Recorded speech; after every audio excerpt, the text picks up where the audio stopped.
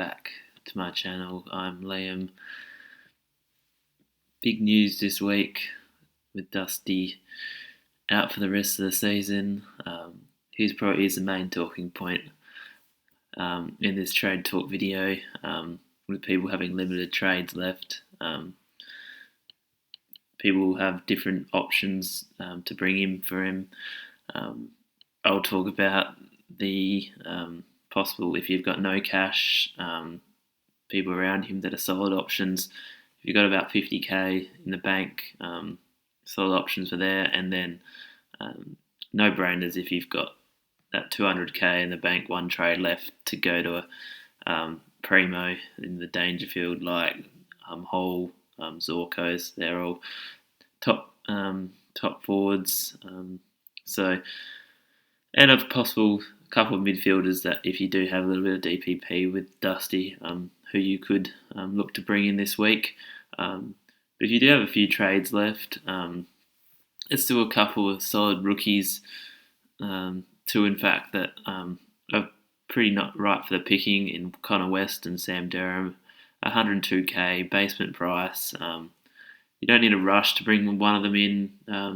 They're only here to provide cover and give you some cash that you could use to possibly upgrade the likes of a Dusty. Durham, with his DPP, is probably my preferred pick. There's a few defender mids hanging around with, like Bianco. A lot of people possibly started Sharp, who's still got them. Connolly. Even you got a Rory Laird possibly in the midfield as a defender mid. He's just very handy later on with probably more late outs possibly coming in the last 5 rounds due to exposure sites, players visiting them, and just late in the season resting of players. There's always the possibility of that, and handy cover in 2 positions is much more than one. You can't complain about bringing Connor West in either. Played a pretty nice role. He's probably got a better, higher scoring potential over Durham. But it's always up to how your team is structured. If you have enough defender cover and you desperately need mid cover, I would go West over Durham. But if you need that summer flexibility cover and you're struggling to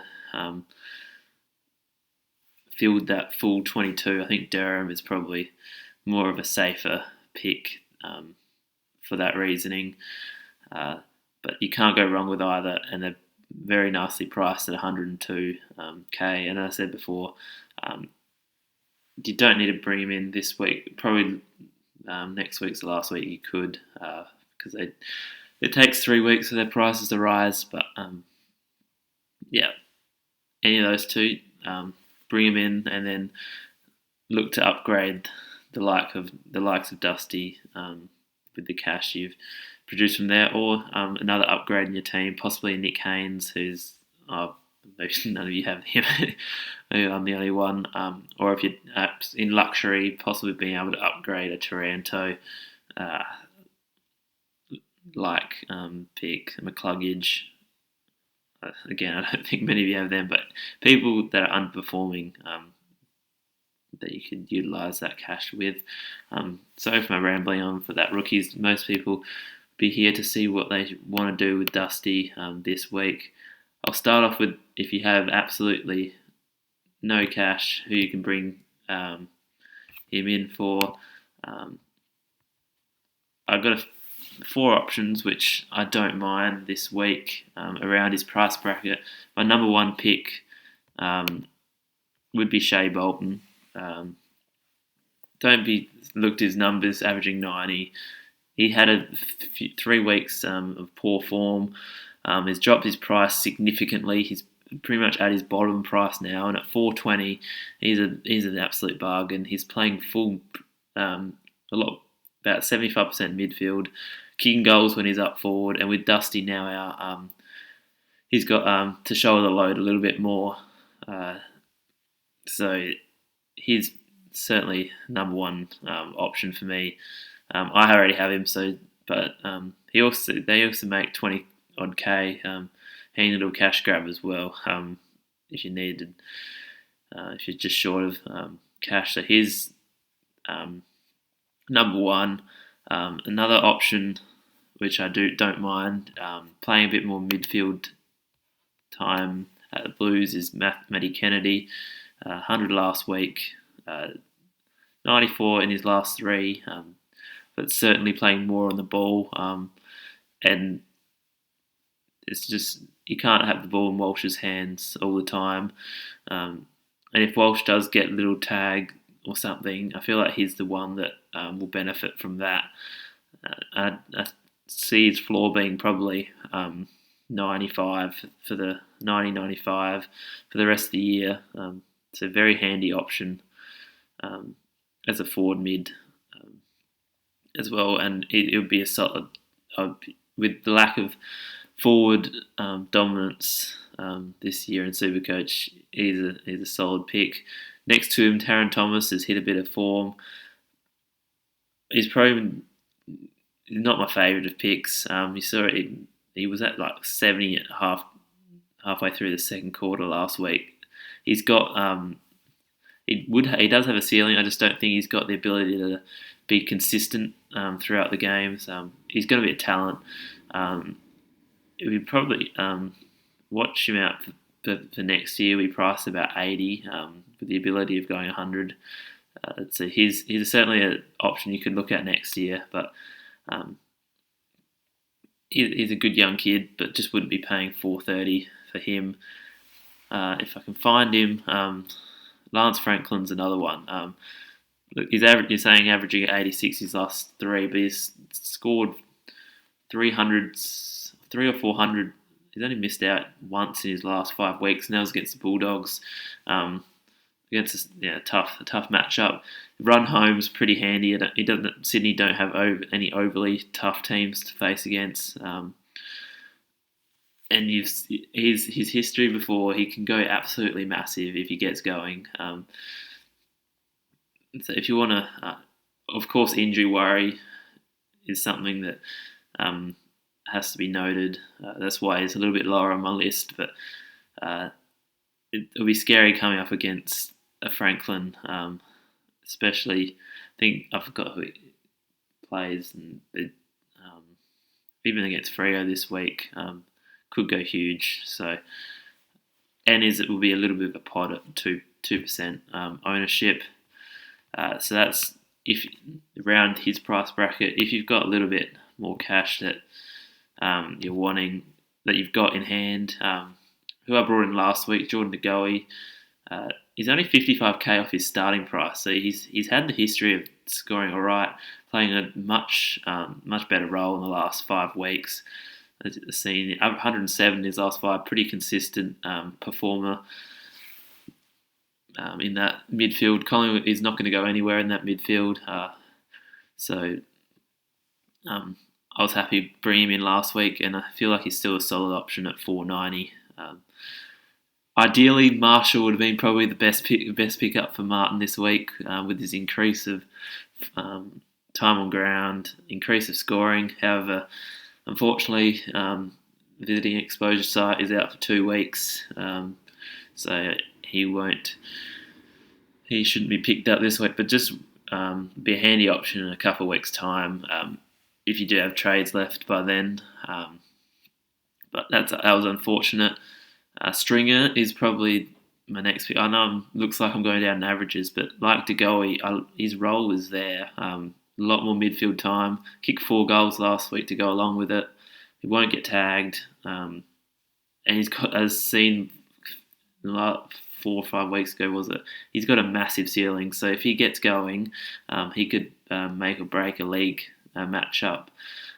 So don't be too phased that he's gone up 205k already. He's got a nice role, and I don't see him moving out of it. So those are probably the two that I like to go. I've also had thoughts of Hawkins and Dale, but not certainly prefer a Stringer and a DeGoey. Hawk are just key forwards. They can win you a league, but they can also lose you a league. he is 100k down on what his starting price was. They can score massive, but if they get locked out of games, you see 40, 45. It's just not nice in your lineup. That's with Hawkins, Dale. It's just the defender role. Defenders haven't been scoring monsters this year. I see him being that consistent, probably 95 to 100. I just don't think that matches any of the other guys at a similar price. But taking a lot of kick-outs, which is boosting his score a lot. Just have to be wary if the ball doesn't come down there a lot. He's susceptible for a lowish score. But he's a solid option to bring in, and no real injury worries like the first two to go along. So those are probably the best options in terms of value. Also, if you don't have Dangerfield, Zorko, Dangerfield's just his midfield role is now a captain option. Unfortunately, Dunkley would have been a handy little pickup, but he's also out for 2 weeks. Aaron Hall, absolute gun. Probably doesn't have the ceiling of Dangerfield due to his. He just seems to produce 5 clangers each week and has a lot of uncontested ball, which doesn't get scored overly highly, but he gets enough of it to score huge. And Zorko's had a few down weeks. Might be handy in a couple of weeks' time. But I wouldn't want to hold Martin just to bring in Zorko because you're already losing probably 50 points if you're playing a rookie over him in the few weeks that you wait for the downgrade. Because prices don't matter as much. If it's your last trade, Zorko's still a very solid option. Just had a couple of down weeks with poor disposal, but he's got a very nice ceiling that he can get to at 600k. Of course, Dangerfield I would go over him, and I would probably pick Hall over him. If it's your final pick, I think DeGoey is the value pick out of all. DeGoey and Bolton are the value picks out of these options. If you've still got trades in hand, if you can get him to a mid at a similar price. There's a couple of options that I don't mind. McCluggage scored 120 last week. It was a bit down in that mid over the last month and a half, but he showed that he can go huge. He went on a run. That was without Neil, but he certainly has the ability at 470. Amon, I don't like his DT to Supercoach ratio. Like Hall, he needs a lot of the ball to get a high score. Probably averages 105 from here on. But if you want someone at that price, he's an option. And another one who's been a bit disappointing as of late, but scored all right last week in Cam Guthrie. With Dangerfield back, he's certainly been impacted a fair bit. But he's 480k. And does have the ability to, with his to go 110, 115. Don't know if he can go that for the rest of the year, but I don't see him going under 100, and that's pretty solid for a 480. For a 480 pick, if you've got no cash left to go with. Some value options I've been looking at. Possibly in this midfield. There's so many great picks. These guns at 680k. If you can get to any of them, pick them up. So if you need 660, go Walsh. If you need 690, between Parrish and Steele, I like Steele just because he's been there before. Parrish is an absolute gun. In a bit of a lower price brackets, people have hit form. Tom Mitchell's hit a bit of form as of late. With his 170 last week at 600k, he's nice. Luke Parker at 540. If you can't go big on a mid, he's probably the best. 550 is nearly mid price. The mid price premium, you could say. Oliver at 577 is another one that looks very ripe for the picking if you don't have him. Neil's had a bit of injury issues, so probably hold back on him. Lyons has been a bit disappointing as late, a bit under what I expected of him to score. And someone I missed probably up here, Christian Petrarca. He's only 600k and he's gone 140 in his last three. So if you don't have the cash to get to the big dogs, there's certainly a few options that I'll be looking to. I like in those price brackets. But whoever you go with should be pretty good. Just be wary of the exposure sites news. Have cover. But also, if you're down like me, just risk it for the biscuit. No one will care at the end of the season if you finish 9,000th or 11,000th, or maybe five figures does feel a little bit bad. But if you can get to up to even if you're in the top bracket, a 2k finish, no one will overly care about compared to a 1.5k finish. If you can get into the top 1,000, it does look good if you take a good calculated risk and it pays off. So till tomorrow, I'll give a preview. Captain options for this round. I haven't nailed them at all in the last few, but hopefully I can this week. And my trades that I'll be performing, I do have 2 trades left. I do have Dusty. I'm with all the news of exposure sites. I feel like I'm just going to play it safe with Dusty to either stringer or possibly a Matt Kennedy, and then utilise that last trade for an injury in the last 5 weeks. I want to get rid of Haynes as well, but it's whether I take the risk of I'm losing out